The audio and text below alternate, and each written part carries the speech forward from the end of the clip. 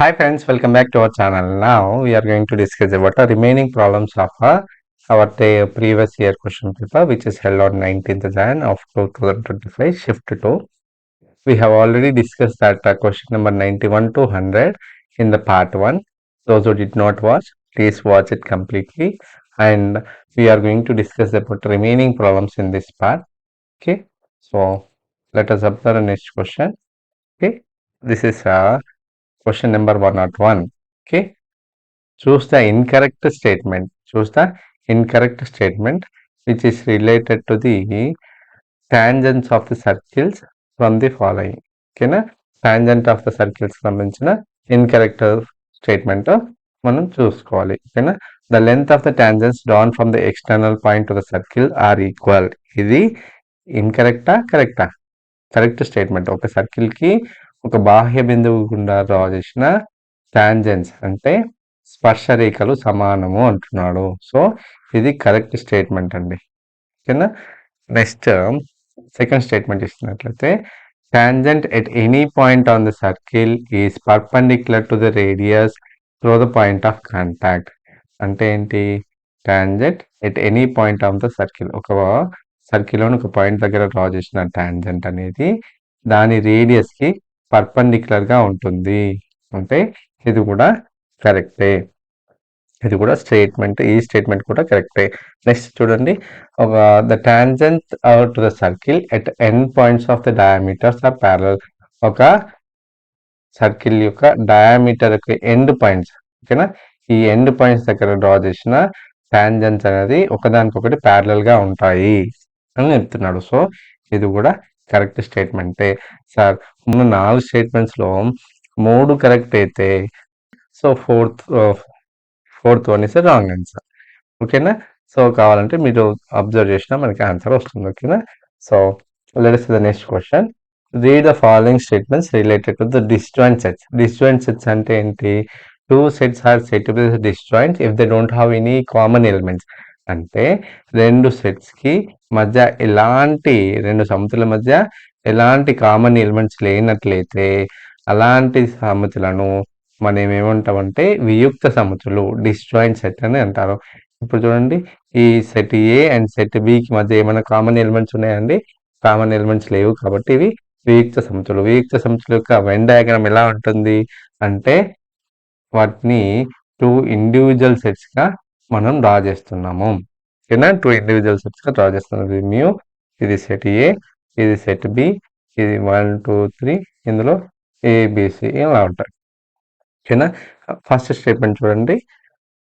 If A and B are any 2 finite sets, then the set A intersection B and A minus B and B minus A are mutually disjoint set.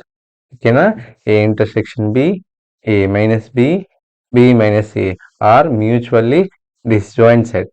ఓకేనా, so mutually disjoint set అంటే వీటి మధ్య ఎలాంటి common elements ఉండదు. ఇక్కడ చూడండి, A intersection B అంటే common, A and బికి మధ్య కామన్ మాత్రమే రాస్తాము. ఏ మైనస్ బి అంటే ఏలోంచి ఏబిలో కామన్ ఎలిమెంట్స్ సబ్ట్రాక్ట్ చేస్తాము. దీంట్లో కూడా ఓన్లీ బిలో మాత్రమే ఉంటాయి, అంటే వీటిలో ఎలాంటి కామన్ ఎలిమెంట్స్ ఉండవు. సో ఈ స్టేట్మెంట్ కరెక్ట్ అండి. Next, if X and Y are any 2 finest disjoint set, ఏవైనా రెండు ఫైనెస్ట్ డిస్జాయింట్ సెట్ అయినట్లయితే ఓకేనా, ఏ X union Y, number of X union Y is equal to number of X plus number of Y. యాక్చువల్గా మనకు n of A union B formula తెలుసు. ఏంటది? N of A plus n of B minus n of A intersection B. ఇదేంటి? వీటిలో common elements ఉన్నప్పుడు మాత్రమే ఇలా తీసుకుంటాం. యాక్చువల్గా ఎక్స్ అండ్ వైకి కామన్ ఎలిమెంట్స్ ఉండవు కాబట్టి n of A X intersection Y అనేది 0 అవుతుంది. సో దీన్ని సబ్ట్రాక్ట్ చేసినా సబ్ట్రాక్ట్ చేయకపోయినా ఇదే ఆన్సర్ వస్తుంది. సో సెకండ్ స్టేట్మెంట్ కూడా కరెక్టే. చూస్తే కరెక్ట్ ఆన్సర్ అంటున్నాడు. సో ఇక్కడ statement A is correct, statement B is incorrect అని ఇచ్చినాడు. సెకండ్ స్టేట్మెంట్ చూడండి, సెకండ్ ఆప్షన్ లో ఏ ఇస్ ఇన్కరెక్ట్ అని అన్నాడు, కానీ రెండు కరెక్టే. బోత్ స్టేట్మెంట్స్ ఆర్ ట్రూ అనేది ఆన్సర్ అవుతుంది. So last option is the correct one. ఓకేనా, now let us see the next question. Okay, in the next question, what we have given? We have given that the mean of first n natural numbers is 6n by 11. Then we are asked to find out the n. యాక్చువల్గా mean ఏమి ఇచ్చాడు? Mean of first n natural numbers, first n natural నెంబర్స్కి ఏమి ఇచ్చాడో దీని 6/11. యాక్చువల్గా mean అంటే ఏంటి? Sum of observations by number of observations. Sum of observations by number of observations equal to 6/11. మనకు తెలుసు sum of first n natural numbers formula ఏంటి? n into n plus 1/2. Number of observations అంటే n natural numbers తీసుకున్నాం కాబట్టి n is equal, number of observations is n, that is equal to 6n/11. Denominator n numerator n cancel అయిపోయి మనకు n plus 1/2 is equal to 6n/11. Cross multiply చేసినట్లయితే మనము దీన్ని ఎలా రాయొచ్చు? 11 times of n plus 1, that is equal to 2 into 6n. Okay, 11 into n, 11n plus 11, 11 on the 11, that is equal to 12n. ఈ 11n forward చేస్తే 11 is equal to 12n minus 11n, that is equals to n is equals to 11 వచ్చేస్తుందండి. So option first one is the correct answer అండి. ఓకేనా? Now let us see the next question. Okay, in the next question what we have given, if the cosec A is 13/5 and 0 degrees is less than A is less than 90 degrees, అంటే A అనేది 0 and 90 degrees మధ్యలో ఉంటుంది. అంటే A అనేది acute angle. మనకు అనుకోవాల్సింది ఏంటి? cos A of 1 minus sin A of sec A plus tan A. ఓకేనా? మనకు cosec A ఇచ్చాడు. cosec A అంటే ఏంటి? అంటే 13/5. ఇది దేనికి రెసిప్రోకల్? సైన్. అంటే మనం cosec A ఉంచాలి, sin A తీసుకున్నట్లయితే అది 5/13 వస్తుంది. ఒక రైట్ యాంగిల్ ట్రయాంగిల్ ఏబిసి తీసుకున్నట్లయితే ఏబిసి ఇది అక్యూట్ యాంగిల్ అన్నాడు కాబట్టి sin A అంటే opposite side BC by hypotenuse 13. So Pythagorean replace ప్రకారం ఖచ్చితంగా ఏబి అనేది 12 అవుతుంది. సో దీని నుంచి మనకు అనుకోవాల్సింది ఏంటి? Cos A. So cos A ఏమవుతుంది? Adjacent side by hypotenuse. Adjacent side of A is 12 by hypotenuse is 13. దీని నుంచి మనము సెక్ ఏ కూడా రాయొచ్చు. సెక్ ఏ అనేది దీనికి రెసిప్రోకల్స్, అదేమవుతుంది? 13/12 అవుతుంది. దీని నుంచి మళ్ళీ tan ఏ. tan ఏ అంటే ఏంటి? Opposite side to the angle A, that is 5 by adjacent side 12. So 5/12 ఇవన్నీ ఇందులో సబ్స్టిట్యూట్ చేస్తే మనకి ఆన్సర్ వస్తుంది. కాస్ ఏ అంటే 12/13 of 1 minus sin A, that is 5/13 of sec A, that is 13/12 plus tan A, that is 5/12. So 12/13 of LCM తీసుకుంటే 13. So 13 minus 5 into ఈ like fractions కాబట్టి 12 denominator common denominator రాసేసి 13 plus 5, that is 18గా రాసుకుంటూ ఈ 12 cancel అయిపోతుంది. మనకి ఏమొస్తుంది? 13 minus 5. 13 minus 5 is 8 by ఇక్కడ 1/13 ఇంటూ 8/13 ఇంటూ 18/1 వస్తుందండి. సో దీని నుంచి మనకు ఆన్సర్ అవుతుంది 18 8 జా. ఆన్సర్ ఏమవుతుంది? 18 8 జా 144/6. 13 into 13, 13 జా 169. So 144/169 is the correct answer అండి. సో ఆన్సర్ ఆప్షన్లో third option is the correct one. ఓకేనా? So now let us see the next question. The next question, choose an incorrect statement related to the squares and cube roots of the number. అంటే incorrect statement ని మనము చూస్ చేసుకోవాలి. First number చూడండి, the number that have 2 3 7 or 8 in it's units place is not a perfect square. అవును, ఏ నెంబర్లు అయితే units place డిజిట్లో 2 కానీ 3 కానీ 7 కానీ 8 ఉన్నట్లయితే అది పర్ఫెక్ట్ స్క్వేర్ కాదు. ఇది 8th స్టాండర్డ్లోంచి వచ్చింది. 8th క్లాస్లో 6th చాప్టర్ అండి, square roots and cube roots అనే చాప్టర్లోంచి వచ్చింది.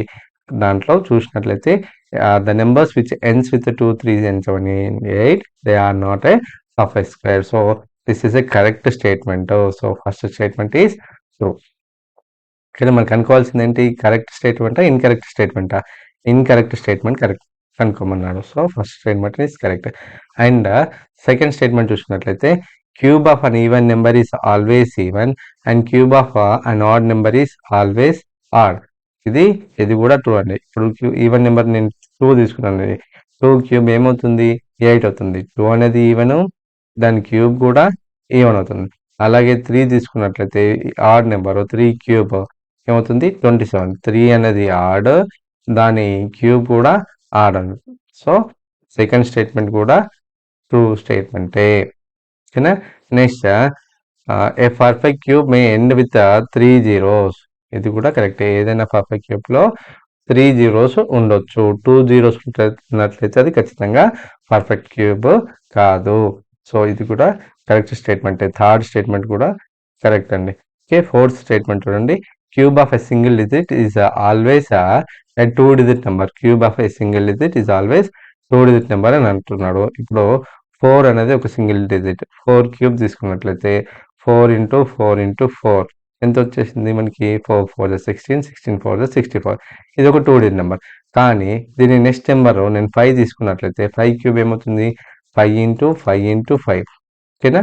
సో 5 5 25, 25 5 125. ఇక్కడ ఎన్ని వచ్చింది? 3 digits వచ్చింది. Cube of a single digit need not to be always a 2 digits. Sometimes it may be 3 digits also. So fourth statement is false. So option 4 is the correct answer అవుతుందండి. ఓకేనా? Next question చూద్దాము. Question number 106. దీంట్లో if x is equal to log 7 to the base 5 and y is equal to log 6 to the base 5, and what we are asked to find out? We are asked to find out log 7350 to the base 5 కనుక్కోమంటున్నాడు. So దీనికోసం నేను 7350ని factorisation చేసే ప్రయత్నం చేస్తున్నాను 5 టేబుల్లో. ఓకేనా? 5 1 5, 2 left, 5 4 20, 3 left, 5 7 and 0, and it is divisible by 7 table. Okay, 7 2 7 1 0, again 7 table 730, again 5 table 5 6. దీన్ని ఎలా రాయొచ్చు మనము? 6ని 3 2 అని కూడా రాయొచ్చు. అంటే దీన్ని మనం ఎలా రాయొచ్చు చూడండి. 7350ని నేను ఎలా రాస్తున్నాను? 5 ఎన్ని టైమ్స్ ఉంది చూడండి? 1 2 5 స్క్వేర్ ఇంటూ 7 2 టైమ్స్ ఉందండి. 7 స్క్వేర్ ఇంటూ 2 3 6గా రాస్తున్నాను. ఇలా పెట్టుకోండి. ఓకేనా? సో దీనికి లాగ్ అప్లై చేసినట్లయితే లాగ్ 7350 టు ద బేస్ 5 తీసుకున్నట్లయితే log 5 square into 7 square into 6 to the base 5గా తీసుకోవచ్చు. సో దీన్ని ఇలా రాయొచ్చు. Log 5 square to the base 5 plus log 7 square to the base 5 plus log 6 to the base 5గా రాయొచ్చు. ఇక్కడ ఏ ఫార్ములా యూజ్ చేస్తున్నాను? లాగ్ ఏ ఇంటూ బిని మనము లాగ్ ఏ ప్లస్ లాగ్ బిగా రాసుకోవచ్చు. ఈ ఫార్ములాను యూజ్ చేస్తూ దీన్ని ఇలా ఎలాబరేట్ చేసుకున్నాను. సో దీన్ని ఇక్కడ పవర్ 2 ఉంది కదా, ఈ పవర్ కోఎఫిషియంట్ అవుతుంది. 2 times of log 5 to the base 5 plus 2 times of log 7 to the base 5 plus log 6 to the base 5. ఇక్కడ log a to the base a is equal to 1. దాని నుంచి 2 into log 5 base 5 is 1, అంటే 2 1 2 వస్తుంది మనకు. 2 into log 7 base 5, మన క్వశ్చన్లో log 7 base 5 value ఎంత ఇచ్చినాడు? x ఇచ్చినాడు. అంటే దీన్ని 2x గా రాయొచ్చు. log 6 base 5 ఎలా రాయొచ్చు? yగా రాయొచ్చు. దీన్ని ఎలా రాయొచ్చు? 2x plus y plus 2గా రాయొచ్చు. అంటే మనం దీని వాల్యూ ఎంత వస్తుంది? 2x plus y plus 2గా రాయొచ్చు. సో ఫస్ట్ ఆప్షన్ అయితే కరెక్ట్ ఆన్సర్ అండి. ఓకేనా? Now let us see the next question. Next question చూసినట్లయితే Ramesh and Surya own a business. Surya receives 35% of profit in each month. If the Surya receives 3,318 in a particular month, then total profit they received in that month. ఓకేనా? Ramesh and సూర్య ఒక business చేస్తున్నారట. దాంట్లో రమేష్ ఎంత percentage తీసుకుంటున్నాడట ప్రాఫిట్లో? 35% తీసుకుంటున్నాడు. ఒక particular మంత్లో రమేష్ ఎంత amount తీసుకున్నాడు? 3318. అంటే మొత్తం 35%, మొత్తంలో 35% of profit, 35% of total profit ఏమవుతుంది? 3318. 35 ఫర్ 100, పర్సెంటేజ్ అంటే ఫర్ 100, హాఫ్ అంటే into that is into profit, that is equal to 3318. దీని నుంచి ప్రాఫిట్ కనుక్కోవాలంటే మనం ఏం చేయాలి? ఈ 35/100ని అటు ట్రాన్స్పోర్ట్ చేయాలి. దీన్ని అటు ఫార్వర్డ్ చేస్తే ఇది రెసిప్రోకల్ అవుతుందండి. 100/35 అవుతుంది. సో దీన్ని సింప్లిఫై చేస్తే మనకు ఆన్సర్ వస్తుందండి. దీన్ని ఎలా టేబుల్తో చేస్తున్నాను. 7 5 ఓకే. సో 7 4 28, 28 అంటే 5 వస్తుంది. 7 7 49, కాబట్టి మనకి ఎంత వస్తుంది? 2 వస్తుంది. 7 4, ఓకేనా. నెక్స్ట్ 5 1 520. దీన్ని ఎలా రాయొచ్చు? 474 ఇంటూ 20. దీన్ని మల్టిప్లై చేస్తే మనకు 9480 వస్తుంది. మొత్తం ప్రాఫిట్ ఎంత? 9480. That is of second option is the correct one అండి. ఓకేనా. నెక్స్ట్ చూద్దాము.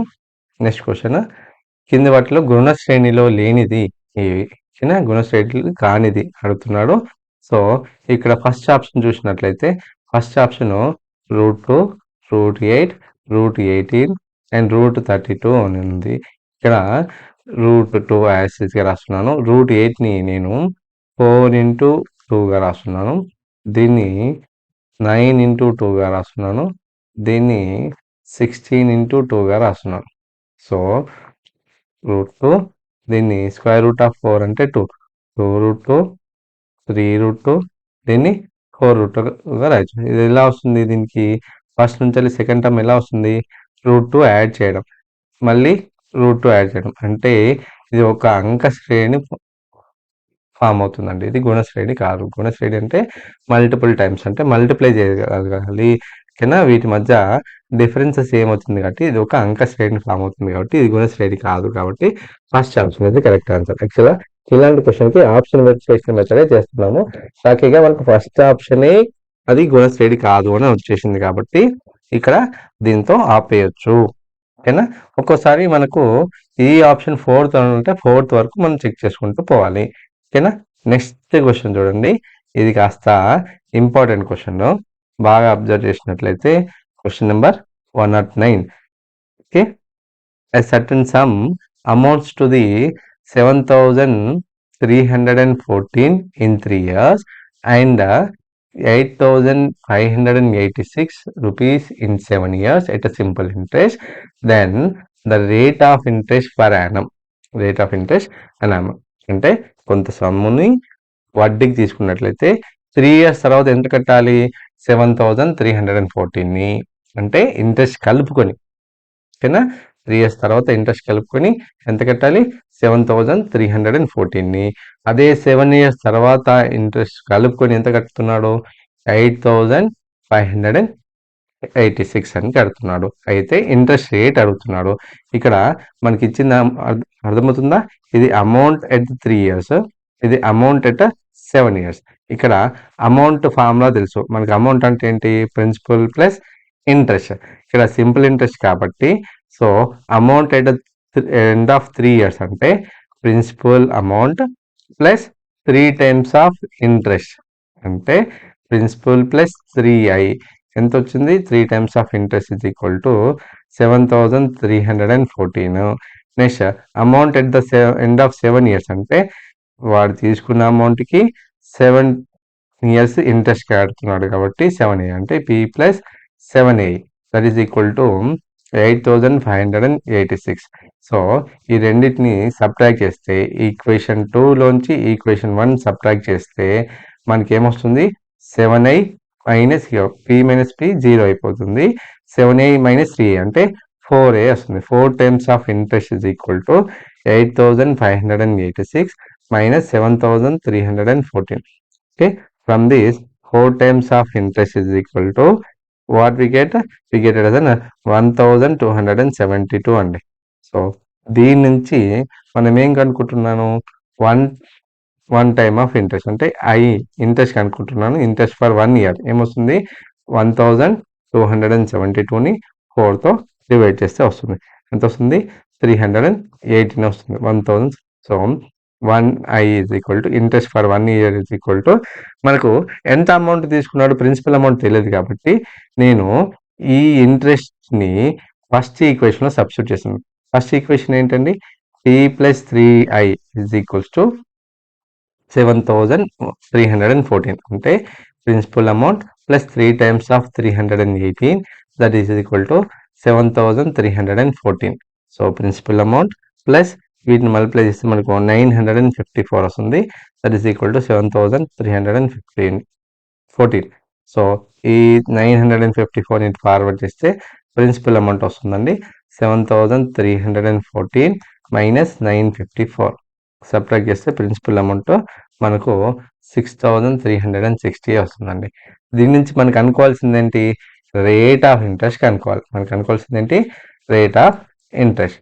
ఎంత రేట్ ఆఫ్ ఇంట్రెస్ట్ కనుక్కోవాలంటే మనకు ప్రిన్సిపల్ అమౌంట్ తెలిసింది, ఇంట్రెస్ట్ ఫర్ 1 ఇయర్ తెలిసింది 318, టైం 1 ఇయర్ తీసుకున్నట్లయితే రేట్ ఆఫ్ ఇంట్రెస్ట్ ఫార్ములా ఏంటి, 100i/pt. 100i/pt ఫార్ములా చూస్తూ 100 into interest for 1 year 318, principal amount is 6360 into time 1 year. ఇక్కడ ఈ 0 క్యాన్సిల్ అయిపోతుంది. 318 1 జా 318 2 జా 636, 2 1 జా 2 5 జా మనకు రేట్ ఆఫ్ ఇంట్రెస్ట్ ఎంత వస్తుంది, 5% per annum. So that is of second option అయితే కరెక్ట్ ఆన్సర్ అండి. ఓకేనా. నెక్స్ట్ క్వశ్చన్ చూద్దాము.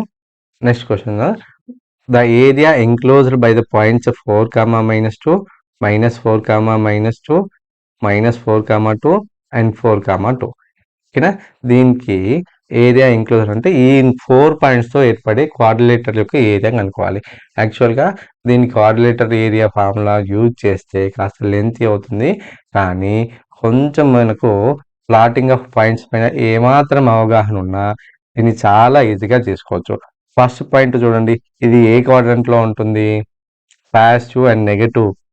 Okay, positive and negative, X positive, ఇది నెగటివ్ కాబట్టి ఇది ఏ క్వాడ్రంట్లో ఉంటుందండి, 4th క్వాడ్రంట్లో ఉంటుంది. ఇది క్వాడ్రంట్ 1, క్వాడ్రంట్ 2, క్వాడ్రంట్ 3, క్వాడ్రంట్ 4 కదా. So what is the standard form of point lies in quadrant 1, positive, positive.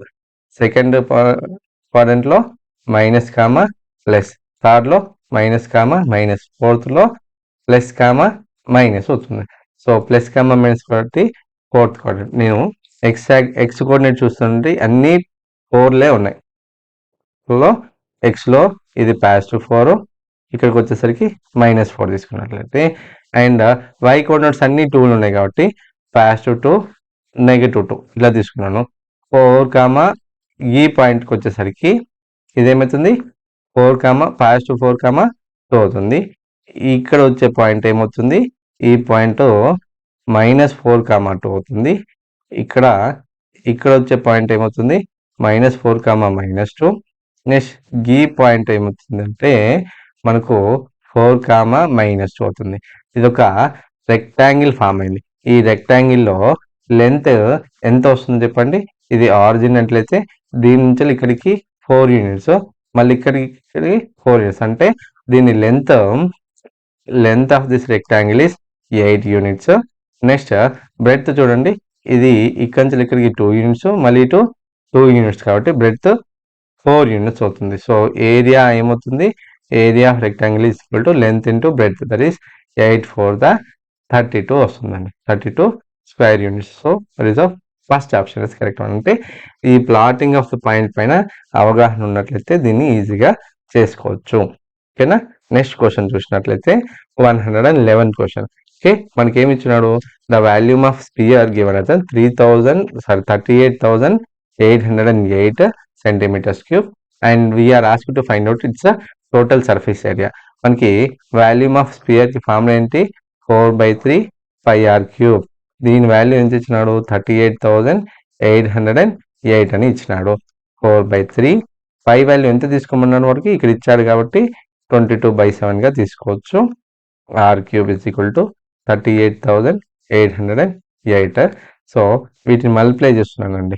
4 into 22 that is 88 and denominator multiply చేస్తే 21 into r cube is equal to 38,808.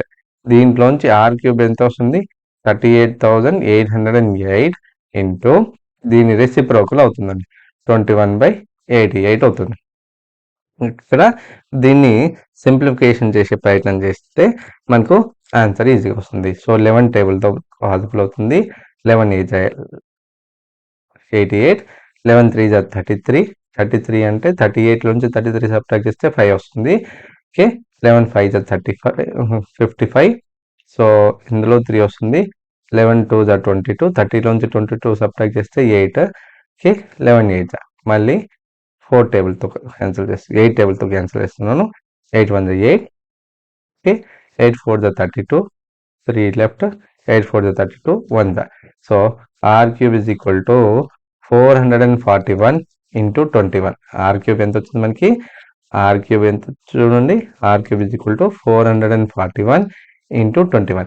ఇక్కడ 441 ఎలా రాయొచ్చు చూడండి, 21 into 21 ఇంటూ ఈ 21 యాసిడ్గా రాస్తున్నాను. అంటే r cube is equals to 21 cube అంటే r ఏమవుతుంది? 21 అవుతుంది. ఇప్పుడు మనకు అనుకోవాల్సింది ఏంటి? TSA of sphere. TSA of sphere formula ఏంటి? 4 πr². 4 into 22/7 into r ఎంత? 21 into 21 ఉందా? 3 దా. సో ఇది 88 into 63. వీటిని మల్టిప్లై చేస్తే మనకు ఆన్సర్ వస్తుంది 5544 వస్తుందండి. So 4th option correct answer అవుతుంది. Okay, let us see the next question. Next question చూసినట్లయితే, okay, if set A is equal to 2, in the set of 3, 5, 7 and set close and 8 and read the statements related to the set A. ఓకేనా, మన first statement చూడండి. First option set 3, 5, 7 ఈ subset of ఏ. ఇక్కడ 3, 5, 7 అనేది ఒక set. ఇది ఏలో ఒక ఎలిమెంట్ కానీ దీనికి సబ్సెట్ కాదు. సో ఇది ఫాల్స్ అండి. నెక్స్ట్ ఇది సింగిల్టన్ సెట్ అనేది ఎంటీ సెట్ కాదు. ఓన్లీ ఇట్లా ఎంటీ బ్రేసెస్ ఇస్తే ఎంటీ సెట్ కానీ, లేదు ఓన్లీ ఇట్లా పై ఇచ్చిన ఎంటీ సెట్గా కన్సిడర్ చేస్తారు. కానీ ఈ ఎంటీ బ్రేసెస్లో ఇట్లా పై ఇచ్చినట్లయితే దీంట్లో ఒక ఎలిమెంట్ ఉంది, అదేంటి? పై అనే ఎలిమెంట్. దీన్ని ఇలాంటి ఎలిమెంట్ని ఏమంటారంటే సింగిల్ టన్ సెట్ అని అంటారు. ఒక సెట్లో ఏకైక మూలకం ఉంటే దాన్ని సింగిల్ టన్ సెట్ అంటారు. ఇది ఏకి ఉపసమితి కాదు. సో ఇది కూడా ఫాల్స్ అండి. Next 3, 5, 7 is a element, it is belongs to set A అంటే కరెక్టే. ఇది మొత్తము ఏలో ఒక పార్ట్, కరెక్టే. And empty set is subset of every set. So empty set is subset of A, ఇది కూడా కరెక్టే. Option C is correct, option D is correct. And 2, 8 a set which is consisting of only 2 elements 2 and 8. Okay, all the elements of this set are elements of set A. So that's the reason 2, 8 is also subset of A. So ఇది కూడా కరెక్టే. దీంట్లో వచ్చిన options లో 5 options లో first 2 wrong, last 3 correct. So ఏవి correct? CDER correct. So third option is the correct one. ఓకేనా, next question చూసినట్లయితే, okay, divide x to the power of 6 minus 5 to the power of 6 by x minus 5. x to the power of 6 minus 5 to the power of 6ని x minus 5తో divide చేయాలి. దీనికి normal division చేసుకుంటూ పోతే చాలా కష్టము.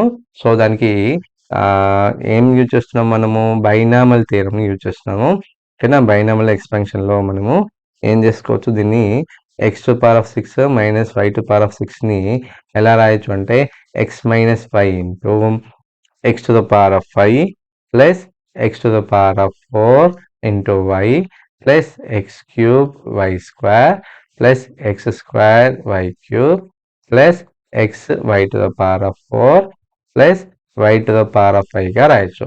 So దీన్ని x minus 5తో డివైడ్ చేయమంటున్నాడు కాబట్టి మళ్ళీ ఇండైరెక్ట్గా దీన్ని కూడా ఎక్స్ మైనస్ 5తో డివైడ్ చేస్తున్నాను. అంటే డివైడ్ చేస్తే ఎక్స్ మైనస్ క్యాన్సిల్ అయిపోయి మనకు ఇది కోషంట్గా మిగిలిపోతుంది. ఏంటది x to power 5 plus x to the power 4 into y అది వస్తుందండి. ఓకే, సో మన ఆప్షన్ కరెక్ట్గా అబ్జర్వ్ చేస్తున్నట్లయితే మనకు second option is the correct answer వస్తుంది.